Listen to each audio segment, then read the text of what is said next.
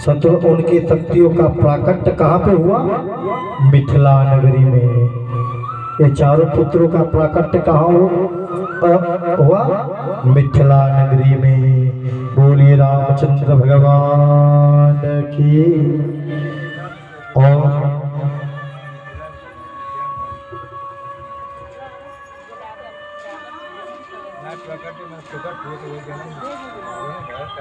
और राम की पत्नी हुई सीता,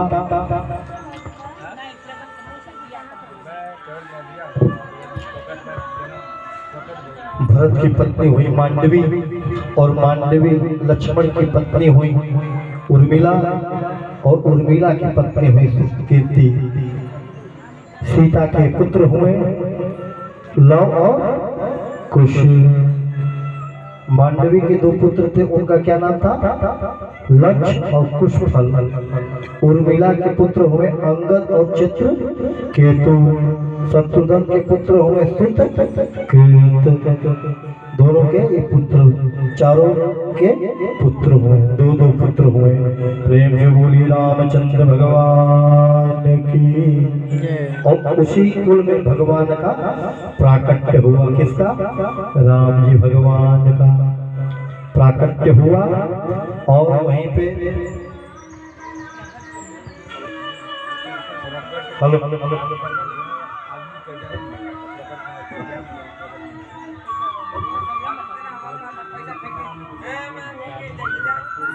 सुखदेव जी कहते हैं कि राजा, अब चंद्रवंश की परममयी कथा, परम पुण्यमयी कथा हम श्रवण करेंगे।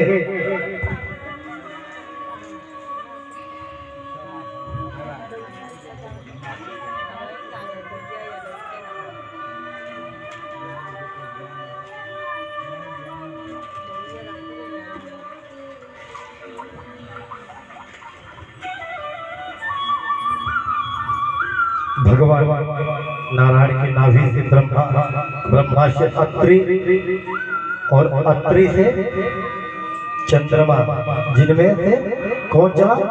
चंद्रवंश चला। चंद्रमा से क्या चला? चंद्रवंश चला। और जिनका पुरुरवा, जिनका नाम दूसरा था एल, एल का विवाह उर्वशी अप्सराओं से हुआ था। और इनके पुत्र आयु, श्रुयायु और सत्यायु रखे गए। जय और विजय भी आदि 6 पुत्र हुए। कितने पुत्र हुए? 6 पुत्र। ध्यान से सुनिए, कौन कौन पुत्र हुए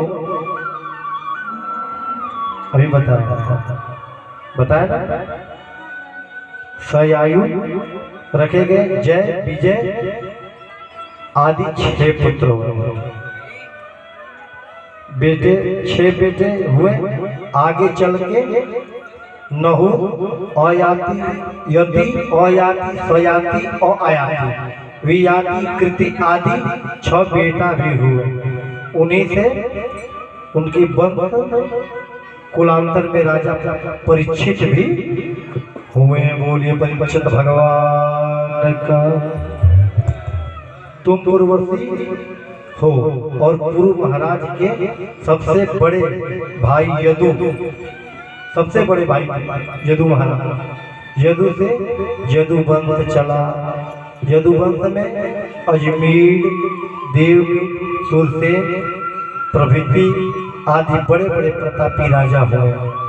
महाराज सुरसेन के बेटा हुए आनंद दुदुभि, इन्हीं का नाम वासुदेव पड़ा।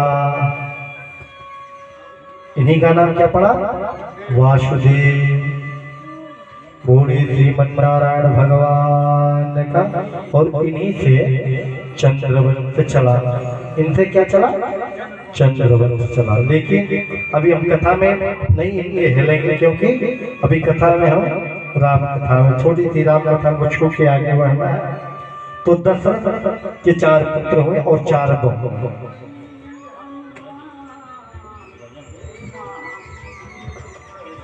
उनसे 4 पुत्र हुए और चारों ने मिथिला नगरी में जाके गुरु के आदेश से और स्वयंवर में जो भाग लिया और शिव को धनुष को तोड़ा, और तोड़ने के बाद तो धनुष तो एक ही तोड़े थे, कौन तोड़ा?